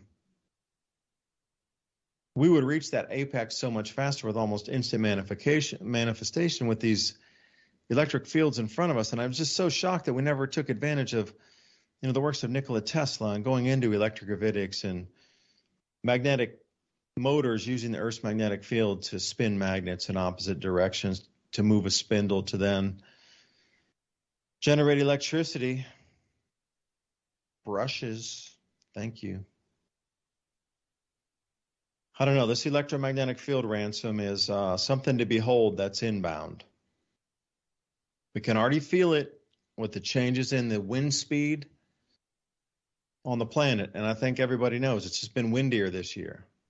It's just been, I'll say almost everybody out there, if you're listening, has it been windier or not in your area? And I'll just leave it at that. If you're saying yes, that it's windier than normal, this is an effect of all of what I'm talking about with the changing jet streams, magnetic fields, and cloud cells.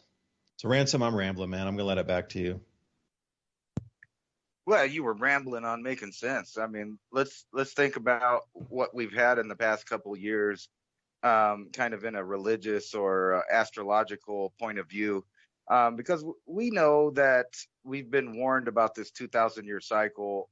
It doesn't matter where you look. If you look in Islam, Christianity, Hinduism, I mean, it all has this time period. You could go to the Mayans, who were using the Olmec calendar, who somehow knew that this would be, this epic of changing around this time. And it's funny that this 2024 lineup is 2 years after the repeat, what was that? In 2020, it was the Bethlehem star, because you had Jupiter and Saturn almost in the same place in the sky. So well, that was let me stop you for a second. That was the change of the age into Aquarius, literally, as the demarcation of the star moving through the precession of the equinoxes. We've entered even into that last minute of arc, that last second of arc, into the age of Aquarius. And, let me ramble for 1 second here. The science of astrology and astronomy used to be one science. You have to understand, 500, 600 years ago, they understood the energetic effects of stars, comets, changes in where we sit in our orbits. But then you need the astronomy to understand where the solar system's moving to through those different energetic signatures of areas of space. But we quantified them as Sagittarius or Aquarius. Now, Aquarius is really fast-moving energy. So, again, these second magnetic fields and governments responding to the faster-moving energies, we've officially moved into it. And I really mean, when I say official, they're at the demarcation of angles and XYZ axes on the star planes. We're in it now. So same thing, like we're coming into the second magnetic field and we're already 100% in it after May of this year. It's just going to amplify, and then we're going to, bam, hit the top point at October 2024. So is it all these things the governments are doing, matching with all these celestial anomalies as well? Yeah, that's kind of what I was kind of getting to. I mean, it doesn't matter which, history you look into. They warn about this time. You can use Jesus for an example. He was talking about beware of the water bearer, which is a direct link to the astrology sign of Aquarius. all of them said right now, this is when we were going to go into a change. Even the secret societies, you could go over and look at the people that like Crowley. They talk about this age changing over, and that's kind of what they were waiting on.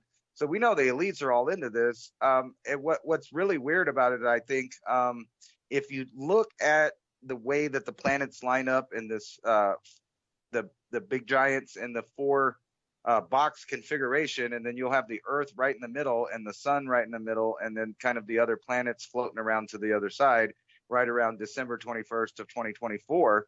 It looks a lot like the Jewish tree of life, which, that's another connection to this time period. Kabbalah. In the stars, and the Kabbalah is represented in the planets once every 2,000 years coming up in October. You hit it. Yeah, that's right. So all of the ancient people were talking, and it kind of goes back to what I was saying before, that there's some little, guy with a robe on and his old scrolls, and he's like, now, the pandemic starts now, war now, like they all have it planned out for when the planets are in the right place. And a good example of that is March 3rd, 2003, when the neocons rushed to get over into Iraq in the month of Mars, the war and all of that, and then they got the 3-3. They're always doing that kind of thing, and this is no different. They've been planning for this for quite some time, but this is the big one. This is the big reset, as Klaus Schwab says, the great narrative. Also, not just the great reset, but the great narrative, meaning that they're going to control reality at this time point, and they have it all planned out for afterwards. The part that they're not really want everybody to know is the intermediate changeover, like 23, 24, 25, which I see a lot of hard times.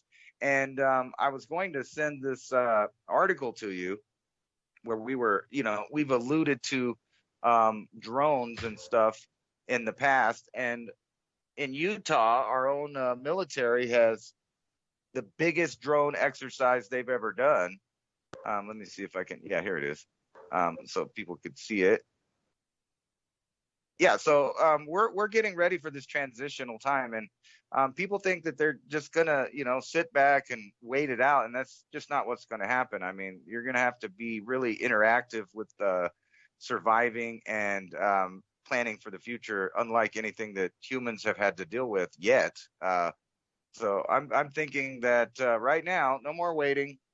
This is the time that you're going to get to see all of this stuff that we always wondered about if they had or didn't have. They're going to break it out during this next conflict. So I'm not too worried about nukes per se, because I think that's just a ploy, and I don't really think that they would poison their own territory in that way.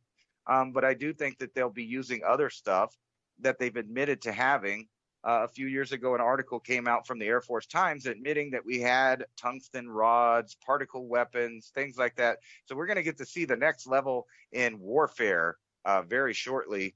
But first, you'll have to see all the conventional killing, ethnic cleansing, starvation, etc., happening throughout the world first. Meanwhile, back in the USA, they're going to try to drown us out. I think they've realized that a conventional warfare on Americans might not work out like they want it to. Like the great admiral there from Japan was talking about, they didn't want to come over here. We have a gun behind every blade of grass. And I think the world government knows that. So they're trying other strategies, shut us down, starve us, and, completely attack us on a cultural level until, think about what's been happening over the past 10 years. This Marxist revolution, I don't know what else to call it. That's kind of what it is in government and in culture, has been trying to make Americans hate themselves as a way to dissolve us and demoralize us. And then I forgot the guy, Yugi, I think is his name, the Russian guy that came over here and defected, was telling us this whole playbook that they're doing right now in America as far as the Marxist revolution. And I think that they were hoping that they would have this complete right at this time when the starvation kicks in. And they've planned these wars. They've planned all of these new programs, everything from replacing the workforce with AI to rationing food for the leftover, what I'm going to call survivors of the new age. There'll be remnants of people like us that are still around. But like several world leaders have said in the past, it really only takes 20 years to completely convert a society. All they need is your kids. And if you've been paying attention to Western Europe or the United States and lots of other countries, the Marxist revolution has been brainwashing children. So they already have that aspect of things. And as far as population movement in Western Europe, their populations have been replaced. It's beyond the point of no return for places like Belgium and other countries. There's no mathematical way that they could produce enough of their own people to even be half of the vote or half of the population in their own countries. So a new world is indeed shaping and showing itself right now. And by 2024, I believe that everyone that's listening to this broadcast, if you think back to listening to this, you will not recognize the earth anymore by that time. Can I tell you something kind of weird and spooky is, when you said something about the Kabbalah representing the planetary geometry in October of 2024, and I'm pretty familiar with that diagram. I've been talking about it for years. I was able to just draw it on the paper by hand of where the gas giants are going to sit, the Earth in the center, where Mars will be off over directly behind our planet. And when I looked at the Kabbalah, I was shocked. There's only one. If Pluto was at the top position exactly in the center, that would make sense. That would be 100% correlation. But so far as I remember the diagrams being, I can't get it to that 100% correlation, but it's really, really, really close to the Kabbalah. So if you're looking at this, what I've been told, about special dates on. Or something, they've been rushing this plan. They got to get it done. The Earth has to be set in a certain way before they're able to actuate in their ritual during this time. So I have to get more specifics on it. I sound kind of like I'm just talking off the seat of my pants, but I have definitely heard multiple times that the elite are on a timeline for their celestial whatever alignments or magnification, whatever it would be with the planets moving in their orbits.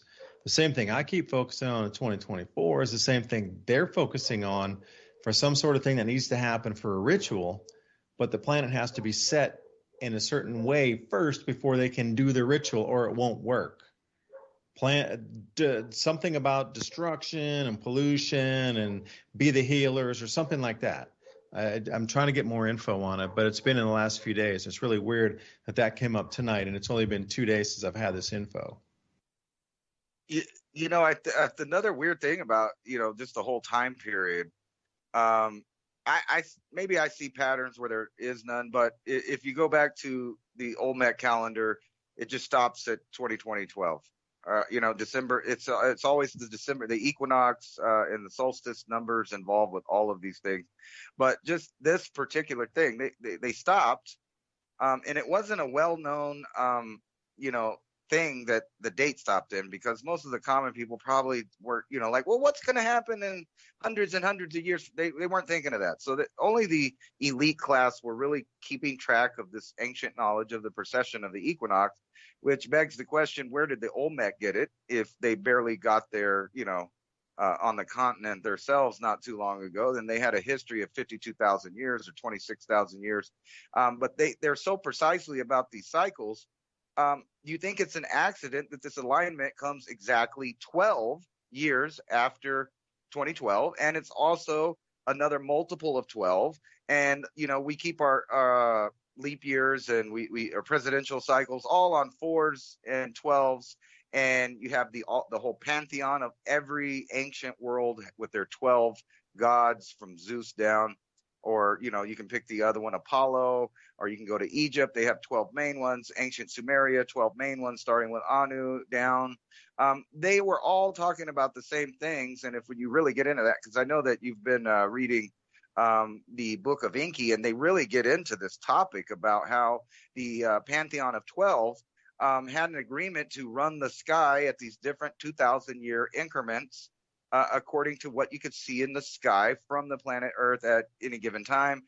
He gets into wars that they had when people were arguing over which sign was actually dominant in the sky. Was it 2,000 years? Yes, but my constellation is still up, et cetera, et cetera. We're at one of those very important times with the multiple of 12. the end of a cycle, another beginning of another 2,000-year cycle. So you can bet money that all of these ancient, schools and secret societies, the people that have the know of the ancient world, are all waiting on this 2,000-year turnover and bet that they want to be the controllers, the people that come in and save it. Never let a good emergency go to waste. That whole topic, order out of chaos. Every one of the elite sayings has to do with the situation we're in right now. What is that? Problem, reaction, solution. They need to have a one world government for some reason by the beginning of this new cycle, which is now. We're like in the midst of it. And you're right, that Star of Bethlehem was the supposed sign that Aquarius technically started. And we're that's what we're doing right now worldwide. So all of the distraction that you see on TV with who said what and he said, she said, and all of the stuff is going to increase exponentially to keep you completely unaware of this transition and the patterns that are right in your face. Now, we're going really complicated, and we could really dive deep into that, but it all circles around back to manifestation and the fact that agriculture seems to be intertwined with the human being, not only from a frequency standpoint, but a nutrition standpoint and a mental health standpoint. That if you're growing and manifesting positive things in any point at any cycle, there's a positive reverberation into the universe. And I believe that these cycles are not necessarily positive or negative, except for maybe the way the earth, the weather would be, but they're not positive and negative in a spiritual aspect. It all has to do with the population on the earth at any given time and what they're all thinking about and trying to manifest. And if the elite can keep everyone in suffering and distraction for just a few more years, they'll attain their goal, and that's to reset everything. And then we'll all live in a new transhuman age of Horus there. But just like those people from the Theosophic Society say, the entire world has to be covered in blood in order for this new cycle to begin. And I'm sure if you get into the other ancient religions and schools, something similar of a negative nature has to come, because a lot of them believed in the first law of transmutation, that nothing can be gained without something taken away. So they try to be the ones that take away so that they can get the gain. But you can give your positive energy away, and that is the thing that you are giving away. And in return, you get positive manifestation, if I could say it right. Could transhumanism exist in Aquarian energy, though, is the question. You're right. Back in December, that close alignment with two planets coming so close together, if you were to look with the naked eye, they came and that they glowed. Did you notice they were so much brighter, Saturn and Jupiter, when they came together? Those two combining on themselves just were like, wah, it quadrupled in its intensity of light even more. So anybody with the naked eye that was, we don't observe the stars any longer like the ancients did. I mean, they were out there every single night, devoted to parts of society studying the cycles by following the heavens nightly, plus plant rituals to bring that knowledge in on a faster fashion than actually watching for 25,000 years. Why don't you just deep dive into the universe and go see it? But that visual signal of those two planets coming together, we looked at it through the binoculars, and for us, it was a little bit of a letdown because with binoculars, you can see the distance between them. But it was better to watch it with the bare eye coming into sunset that evening because they did seem much brighter. But that planetary closeness, if you will, that was the beginning of the age Ransom and I are talking about, and that was back in 2020. And interestingly, it was December 21st, the solstice, at that conjunction of those two planets so close. So again, there was a lot of officially start. Yeah, there was a lot of very strange, like once in several thousand year cycle, 800 years on this, 400 years on this, or overlapping cycles in that change. And Ransom, what were you saying? Sorry, jump back in. Sorry, I pushed the button on accident. No, I was talking to myself, actually. I was wondering, isn't that just about exactly when the pandemic started? Like when they first started flooding the television, everything on the TV was about the new pandemic there, early 2020. It was at the same time. It was almost like, here you go, here's a new age, here's a new thing to keep you distracted. So the common people don't pay attention to that.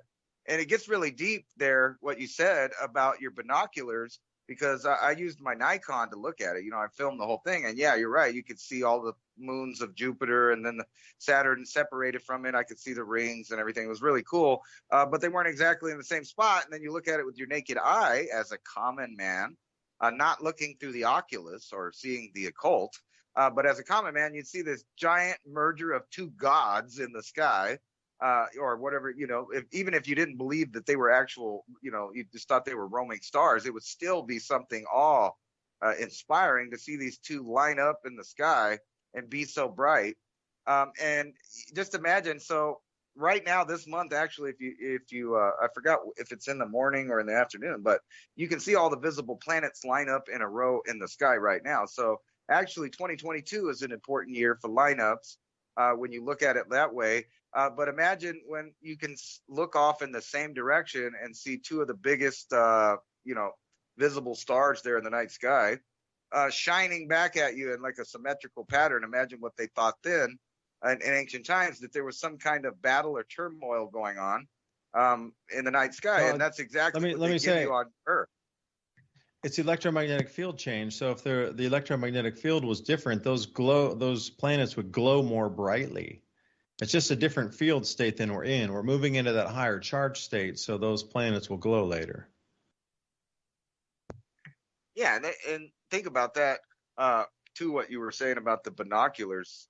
If you went back in time, I don't know how far back, but it seems like at some point, human beings or people that knew human beings had the technology to know what the solar system was in detail, and they knew these planets were out there. So when alignments like this happened, they actually knew what was going on. But all of the common people, it's all magic. Eclipses are magic. And that just is a really great example of how if you didn't have the secret knowledge, you wouldn't even know that those were two planets up there. They could tell you anything. So imagine 20 years, 30 years after no internet, book burnings, starvation. You could totally reset everything to where people are back down to the basic, not knowing the occult, which is another similarity with the old cycles. You could go back 2,000 years, and what was happening, a lot of the common folks were starting to know occult knowledge through religions. And I think they got together and they said, yep, it's that time. We got to reset, take away all that real knowledge away from them. And they're going to do that again right now. And I think part of the Marxist revolution is actually a key component in resetting the way people think and the information that we know. It's because they start banning books, tearing down statues. So you can imagine in 20 years, a parent, or say 30, a parent couldn't even go, they used to have slavery, kind of like today. And they would be like, no, I don't believe you. If that really happened, there'd be some evidence of it. There would be like statues, there'd be something, right? There's none of that. And if you look into the way that the colleges are keeping information, they're keeping it on really old algorithms and technologies and code. So here in 10 years, they're going to scrap all of that old knowledge because it doesn't fit into the new system, which then it'll be unattainable unless you have a hardback copy of a book and proof that it existed. Yeah, imagine being an archaeologist gatekeeper of today when you erase history. So, we look at more of giant skeletons being unearthed, 8-foot, 9-foot giants, red hair, etc. They were better preserved out where you are, Ransom, in the caves out in the desert Southwest. But still, even over here in Tennessee, I don't know, the Pinson Mounds. Go down into Georgia. There's so many mounds around here. Cherokee burial mounds at Chota. So many. Everywhere, from East Coast out to West Coast. So imagine what we consider today of hiding archaeology, of, they found a giant skeleton, they hid it, they threw it offshore. There's so many stories. They found a burial ground of giant skeletons on top of a gold mine. That's how much gold they had saved there. Okay. Imagine if you found memory sticks in the grave sites. Thanks for listening to Dave Devine. Got to sign off. Thanks for listening.